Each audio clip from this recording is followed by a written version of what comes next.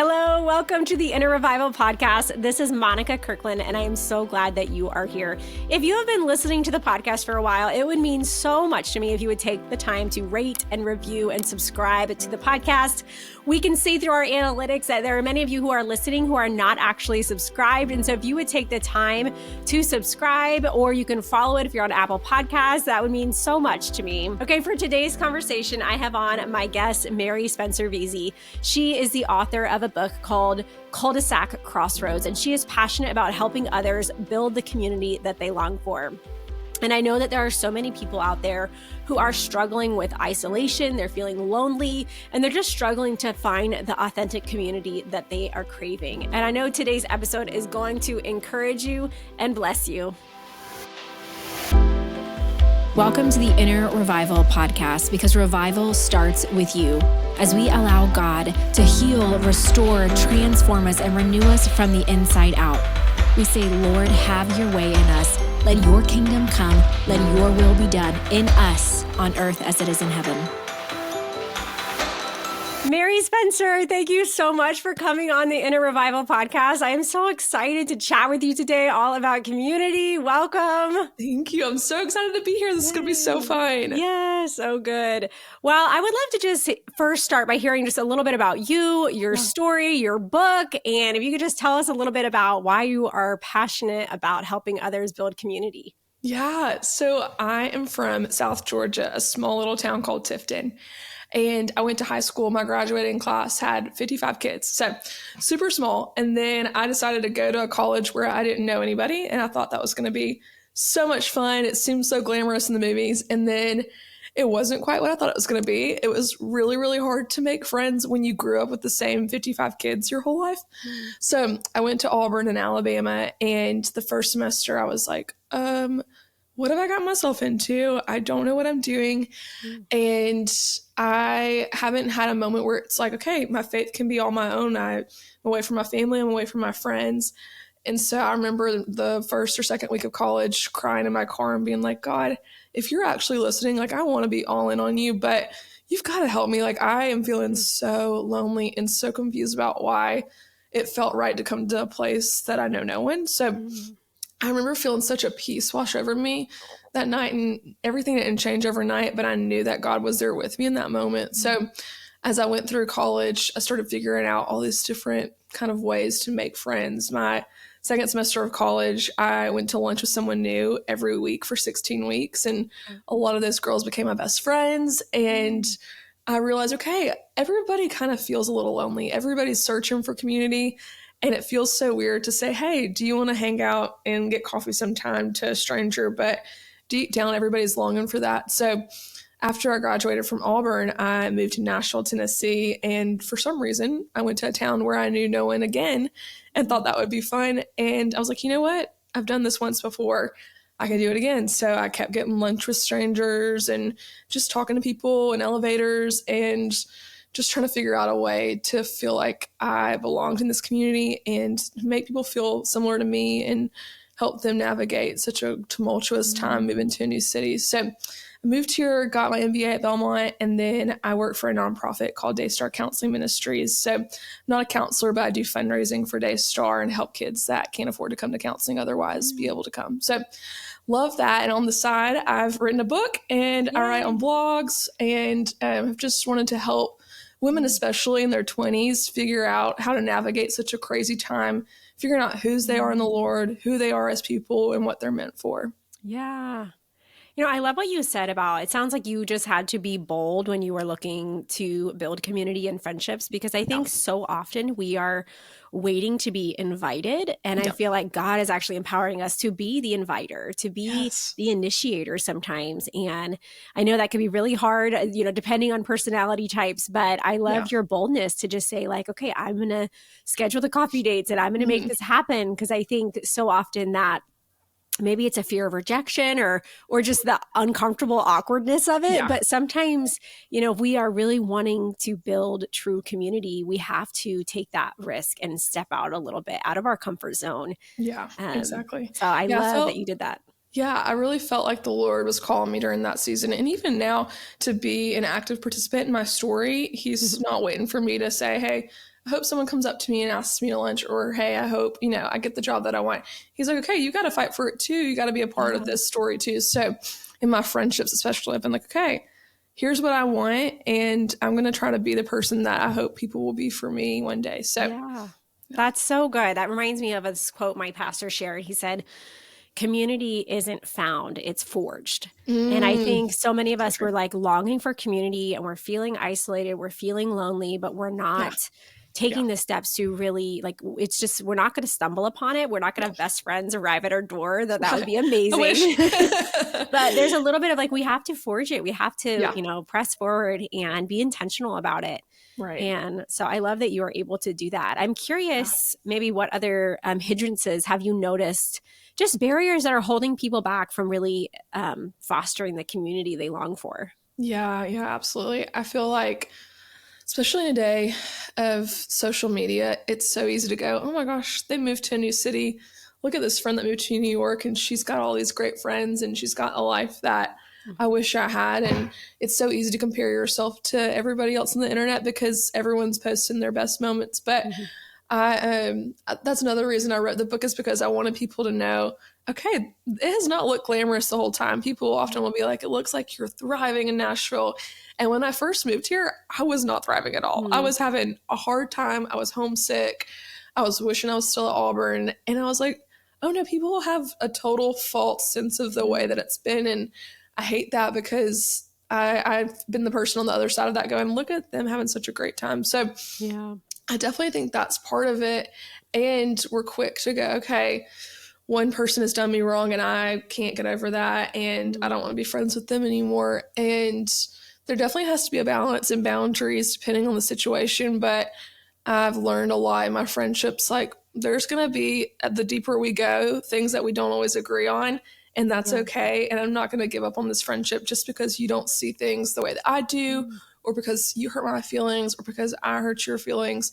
We can get past it. Like, this friendship is worth fighting for. And I don't want to just quit on a friendship because it gets hard, because there's so much beauty on the other side of it. So I would say those are definitely two things. It feels easy to give up on friendships because we're just like, well, we'll just move on to the next one, or to compare ourselves to whoever's on the internet looking like they're having the best time and have all the best friends. Yes, that's so true. I think social media definitely can shape our perception of other people's lives and what friendship is supposed to look like. Or even like movies and TV and novels, all of these can sometimes build this idea of friendship, especially the older you get. Like for my season as a mom, it can shape it in a way that maybe it's not really kingdom minded. It's not really the biblical intention of what God intended for friendship and community, which we long for, we were made for. But sometimes we have to kind of disentangle what we think it's supposed to look like to what is actually healthy and biblical and true and good. And so I think that's a really interesting part of this whole conversation. Yeah, absolutely. So I'm curious what you would say to the Christians who are, we're desiring the authentic communities, but just we're in this age of just increasing like busyness and distraction and isolation, especially after the pandemic. And we're seeing, especially actually, I was surprised to find out that in the 18 to 34 age range is actually reporting like higher levels of loneliness than even older groups. And so for you, you said you're passionate about helping 20-somethings. I'm just curious what you have to say for those people and what that looks like in this modern age. Yeah, I think after COVID, we were all kind of in this boat of, oh, we can just watch church from home, or, it doesn't even matter if we can go to church. We can listen to a sermon online or a podcast, and that can kind of fill our cup. But after COVID, I thought, okay, I want to be in a church where people know if I'm not showing up, they notice if I'm not there. And I want to be super plugged into my local community because it makes such a difference. And so when everybody came back from the pandemic to church, I thought, okay, I'm just going to go all in. I want to volunteer. I want to be plugged into a small group. And it is so life-giving to be a part of a local church. And that's something that I feel so passionate about, especially for 18 to 34-year-olds, because when you go off to college, it's like you can do whatever you want to do. You don't have to go to church anymore if you don't want to. You get to kind of live your own life, and nobody really knows what you are or aren't doing. But being a part of a local church is going to serve you so well. I mean, just getting the teaching that I get every week, being a part of Yeah. a small group that holds me accountable to things, Yeah. that checks on me, that loves me, that is showing up for me. It just has changed everything. And I think it's so important to seek that out. There's been such a wave of loneliness, especially after the pandemic in my age group. And I think part of that is because we're not investing as much in community. We're investing in the right career and staying late. We're investing in relationships, finding a boyfriend, girlfriend, husband, wife. And those are all good things, but not fighting for friendships makes such a difference because those are your people for life. So I think people get their fix by, watching TV or talking to friends Yeah. from college on the phone or not being a part of where they are now. And I think you really got to be where your feet are. And so I've really encouraged young women that I've met with to go ahead and make those friends. When I first moved here, I didn't know anybody, and I went to the same coffee shop over and over. And one day the barista was like, "Would you ever want to hang out?" And I was like, "Wow, yeah, I would love to." And she was a believer, and we became best friends. I was in her wedding. But you just kind of have to put yourself out there and see who's around you and be where your feet are, because there's so much beauty about being plugged into your local community. Yes, that's so true. And it's so important. And like you said, it's about like putting yourself out there. I think it's awkward at first. It's kind of like finding friends is a lot like dating, I feel like. Like you kind of like hang out and you're not really sure. And you kind of have to push through just that awkwardness or that like, small talk even, which I'm not a fan of small talk, but it's like, okay, sometimes you have to push through that part of it so that you can get to that deeper level of friendship and to be patient with yourself, because it can take time to cultivate that and to grow that in community. And I love, like, again, the boldness of the barista to say, "Hey, do you want to hang out?" Because I know like that is so hard. It can feel so uncomfortable. Like it's not my strength at all, but sometimes it makes a difference. Yeah, it makes such a difference. And it's such an important part of it. I think that is such great advice. I'm curious what other advice you'd have for that person who's like, they are longing for deeper connection. They're longing for deeper community, but they feel like maybe they've tried and failed and now they just kind of want to give up. They're just kind of feeling a little bit burned out, a little bit just struggling to find it. Yeah. Yeah. I feel like that can be so hard. And I think we often make it too hard on ourselves. We're like, okay, got to go out and seek out these friendships and I don't even know where to begin. And who could I even be friends with? But what I love to encourage people is, okay, where are you every day? You're at work. Maybe you go to a gym. Maybe you go to a yoga studio. Wherever you are, get to know those people. Ask your coworker who's in a different department to hang out sometime. And I often tell people too, don't assume that you're going to be best friends. It's okay if you are not best friends.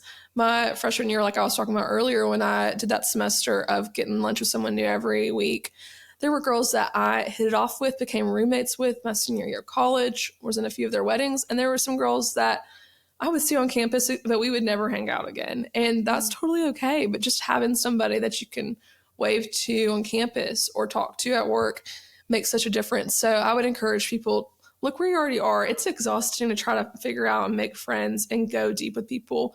And it also takes patience, because going into depth with people that you don't know takes time. Getting that community takes time. And I think something that I wanted so badly when I got to college was to have a friend group. I didn't feel like I ever had a friend group that just hung out all the time and did everything together. And I didn't really have that in college. And I kind of have that now. But I would also encourage people, don't get comfortable in your friend groups. Invite people in. Don't be exclusive, because it's so hard and we're all just trying to do our best. And it's so hard finding community. And I love Bob Goff. I don't know if you ever read any of his books, but he's just, he's so amazing. And he has so many great quotes. But he talks about how if you want to live a life worthy of a storytelling, you've got to go out and live your life. You can't stay at home and just hope really great things happen to you. You've got to go out and seek adventure, find what you're looking for. And I want to encourage people, don't be afraid to start over. If you're like, okay, this city is not feeling like a fit, I feel like the Lord's saying, okay, you're released from being here. You can move somewhere else. Don't be afraid to start over, because I've had so many friends move to a new city and they were so scared to do it. It took years to do, and they got there. And they're like, I'm so happy. I love where I am now. But it takes boldness and courage to do that. And it can be so exhausting. So I do really empathize with people that are struggling with that. Yeah. I know for us, so we moved to Middle Tennessee from Southern California, and Yeah. we really had over 10 years built a really strong community there. People became Right. like family. And so leaving that to then come to Middle Tennessee and kind of starting over, especially in the new season when we first were building friendships and community there, we didn't have kids. We weren't quite as busy. Yeah.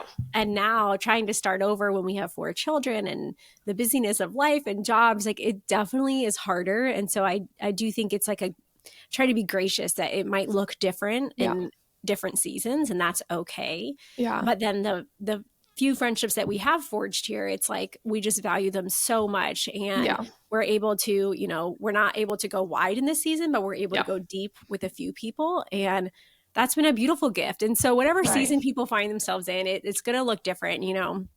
I think it is hard if people maybe they in college or in high school, they had a really strong friend group, and now they're in a season where maybe their friends are a little bit more scattered and not so Yeah. much one friend group. And I think, again, it's like there's grace that each season looks a little bit different, and maybe you'll find that again in the future. But just really valuing and being present with the people that God has put in your path is so important. Yeah. And I think something that I struggled with after college too is I had friends that got married and had kids.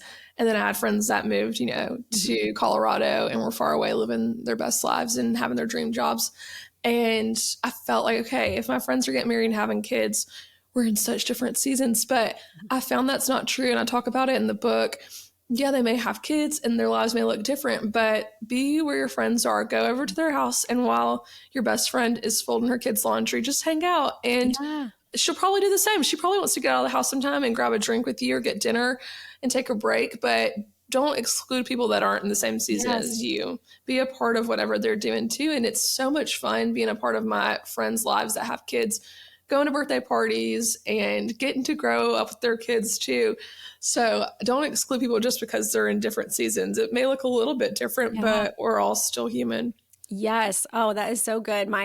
One of my best friends, she used to come over in California. I would be like folding laundry, and she would just come hang out because she was single, Yeah. didn't have kids yet. And I actually felt like I was able to hang out with her so much more. Yeah. Yeah. Because she was more available to just come to me. Whereas my mom friends, someone's sick or someone has a Right. event, it's like almost impossible to get together. But I felt like my younger friends who were in a different season, or my like our mentors and older friends, it just was almost easier. It's really hard in this season to get together with people. Yeah. So I find like sometimes it's actually better and easier to have friends who are in a different season, because Yes. my same season is like just sheer chaos. So Yeah, with 4 kids, there's a lot Yes. going on. Yeah, I at first it was hard because it was like, okay, I wanted to be in that season too. I don't want to be in a different bucket than everybody else. But as you get older, nothing's ever linear. Nothing ever looks quite the same as everybody else. And I think that's such a beautiful design that God has. But I did not want to have those friendships just go to the side. So I am trying to do my best to show up to the things and be a part of their lives. And I want their kids to know who I am, and getting to be the fun, crazy aunt is such a joy. So yeah, it's so good. And I mean, that's what we all desire. We all want to be Right. seen and known and understood. We want to have community. We know that loneliness is such a problem in our society that it's leading to like physical health issues for people. Like they say it can shorten your lifespan even. Oh, yeah. Like there's so many issues that come with loneliness. And Yeah. I think, the busyness too. I meant to say this earlier. So working at the counseling center, I get to see what kids' lives are looking like right now, because we have kids coming in ages 7 to 18. And kids are just doing so much. They're doing so many sports and they're doing so many different activities that it is exhausting, and their homework is crazy. And I think it's so important to narrow down, okay, what's the most important things for our kids? I talked about this with a friend not too long ago, but I had friends that grew up playing sports like crazy, were on travel teams, played every Saturday and Sunday. And then some of them played in college, not a ton of them did, but the few that didn't make it onto the pros. And now they don't go to church because every Sunday they were on the ball field or at a theater practice, whatever it is. So that wasn't a priority. And I think it's so important for parents to go, okay, this is a priority in our lives. We're going to be at church every Sunday. yeah, You can play sports. You can be a part of whatever you want to be a part of. But we've got to prioritize this, because when I grew up, I was so grateful I had parents that prioritized that because it was already ingrained in me. But my friends that didn't grow up with that, they're kind of like, I'm feeling a little lost because I didn't have that. And I do believe in God, but I don't know where it falls in my priorities. So I think that's so important to start young, saying, okay, we're going to be a part of a local church. You're going to see how we do community. You're going to see how we do friendships. And then whatever else falls into line that we have time for is great, but this is our priority. Yes, that's so good. I always say that every yes has an equal and opposite no. Yeah. And so saying yes to a travel team or to this or that is going to mean saying no to church. Maybe it means saying no to friendship because you're just too busy. And so I think we have to be really honest with ourselves about our level of busyness, how many yeses we're giving in a season, and are we making time for that best yes? And if community and not isolating ourselves is so crucial to our walk as a believer as well as our overall health, then it's something that's worth fighting for. It's worth making time for and organizing and reprioritizing your life in such a way to make space for it, because it does require space in in your schedule. And I love how you used to meet someone for lunch every week, because that's one thing that we've said in our church community is like you have to eat meals. Like you eat 3 meals a day. Like you're going to be eating meals. And so what if you just try to eat a few of those meals that you are already eating with other people?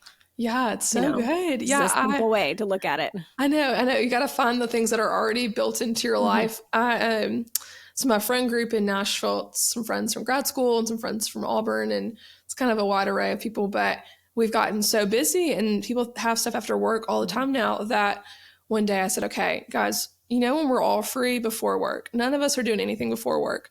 What if we just met once a week, had a breakfast club, got coffee, got breakfast, and hung out before work? And at first everyone was like, that's going to be really early.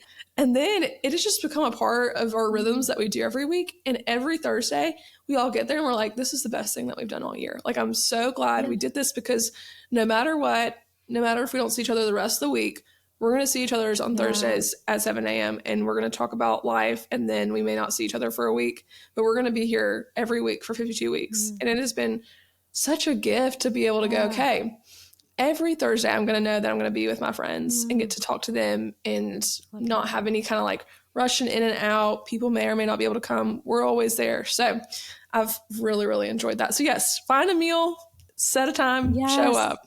I love that. That's such a good practical advice. And how fun, like what a great way to start your day. Like I'm sure you start your day then feeling filled up and refreshed. Yes. Right. Because that's what good community does for our souls. It like is refreshing to us. So we think, oh, but then I'm going to be too tired, or then I'm going to have a bad day because I'll just be tired all day. But it's actually the opposite. It's like energizing in a way. Yes. It has been so energizing on Thursdays. I'm like, okay, I get to work and I'm like, I can do this. What we got going on? Yeah.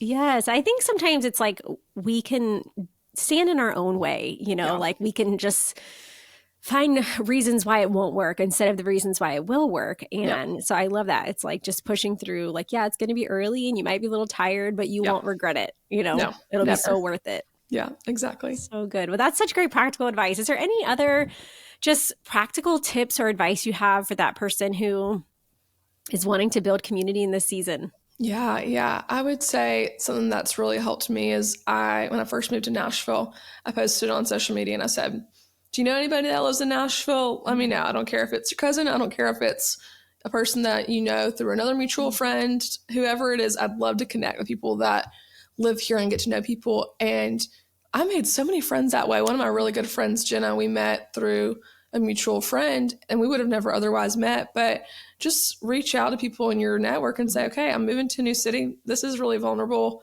How do I find some friends? Do you know anybody? Because they're a little bit vetted. They have a connection. You can talk about something that your mutual friend has in common, but you don't have to just completely put yourself out there with the barista if you're not quite ready for that. So, And I also, something that I've noticed, so I live in an apartment complex and people don't really talk to each other in the elevators or smile at each other in the hallways. And I've kind of been like, I wonder what that's about. Why don't we all talk to each other? So I've really started trying to talk to everybody I pass by, say hello to the person in the hallway. And when I moved into my apartment complex, I made some cookies for my neighbors because I've noticed that we don't know our neighbors anymore. People don't go and get to know their neighbors. So I've actually become friends with one of my neighbors, but get to know the people that are around you. If you live in a house, go talk to your neighbors. When I first moved to Nashville, I lived in a house, and I was so excited to have neighbors and not be in a college town anymore. And my neighbors weren't that excited to get to know me and my friends, probably because we were 22-year-olds and they were like, oh, this is a lot. But I think it's so important to love the people that are around you and get to know the neighbors that God has put around you for a reason. And even if they're in their 50s or if they're in their 70s or if they have kids that are in elementary school, it's such a gift to get to know people that are in different seasons than you. Yes. And I think sometimes we might assume like, oh, I'm just not going to have anything in common with that person. And I find like sometimes I've met with people that I thought I would have nothing in common with, and I end up having such great conversation and have more in common than I would have thought. Right. And so again, it's like not letting that be a barrier. Just try, just see. Maybe you have more in common than you think, or maybe they could pour into you or you pour into them in a way that's unexpected. Yep. Yeah. I think it's so important too to have mentors. I didn't really know anything about mentors before I moved to Nashville, and my grad school program set me up with a mentor, and the college that I went to is a Christian college. So it was a spiritual mentor, and I was like, okay, I don't know what a mentor does, but we'll just see. And we met probably once a month and got to know each other. And I ended up working for her one day. And she's really helped guide me in my career, but also in my spiritual growth and so many different elements. And I, over the years, have collected 3 or 4 mentors that I meet with regularly that pour into my life. And it's so nice to have women that are older than me and a few seasons ahead of me that can pour into me and help me navigate what I'm doing, because I'm in a city too where I have no family. So they've become part of my family and help me navigate what's going on in my city, because I don't really have any other family here. So I think that's so important. That's what our mentors did for us when we first moved to California. We were young and newlyweds and didn't know anybody. And they really just like adopted us and took us under their wing. And they're still our mentors now, 14 years later. And we just adore them. And they've poured into our lives so much. And it's been such a blessing. And again, it's like they kind of took us under their wing, but it was just the ability to make time for that to happen in our lives and to make 100%. Space to make that relationship a priority and to maintain it over the years. And so there is a little bit of, intentionality that's required in the relationships we long for. And so that would definitely be my encouragement to the people listening is just finding that space in your life where you can be intentional and say, maybe this is the year, 2025 is the year where I really want to get intentional in building community and pursuing relationships with other people. Yeah, that's awesome. I love that. Well, thank you so much, Mary Spencer. It's been such an honor to talk with you. I love all of your insights and just your practical advice for us. So good. I would love if you could just close us in prayer. Yeah, I would love that. Absolutely. Dear Heavenly Father, thank you so much for this day. Thank you for the time to talk to Monika. Lord, I pray for the person that is feeling lonely, Lord. Loneliness is such an epidemic in our society, Lord, and I know that that's not your intention for your people. And I pray that if you're listening and you're feeling lonely, that you'll seek out people to pour into you and be a part of your life, to show up at church even when you feel afraid to go alone, to be a part of something bigger than yourself and your community, even when it's vulnerable and hard and scary. I pray that you'll feel the ability to be open and vulnerable with new people. Lord, thank you for the gift of community. It is such a gift to do life with other people, to be a part of other people's stories, and to have you interwoven into all of those stories. Lord, thank you so much for all that you're doing in each of our lives. In your name we pray. Amen. Amen. Thank you so much. Well, tell us where our listeners can connect with you and check out your book. Yes, I'm on pretty much everything. Instagram, Mencer Veazey, MENCER-VZ. Would love to connect. I'm on Facebook, Substack, and I've written this book, Cul-de-sac Crossroads. Would love for you to read and find it on Amazon, Books A Million, Barnes & Noble, all the places. I love it. Awesome. Well, thank you so much. God bless you. Thank you, Monika. It's so good to meet you. You too. Yay. Awesome. Okay, friends, that is it for today's episode. Thank you so much for tuning in. I really pray that it has encouraged you and blessed you. And I pray that you can begin to take the intentional steps you need to take to find the community that you long for. God bless you guys. If this has encouraged you, please make sure to share it with a friend, and you can take a screenshot and share it on social media. You can make sure to connect with me there. I'm at Monika Kirkland on Instagram. That's Monika with a K, last name Kirkland, like the Costco brand. Make sure to follow me on Instagram. Shoot me a message. I would love to hear from you. I would love to hear what is encouraging you on the podcast, maybe what you want to hear more of. So please connect with me there, and I will see you guys next week. God bless.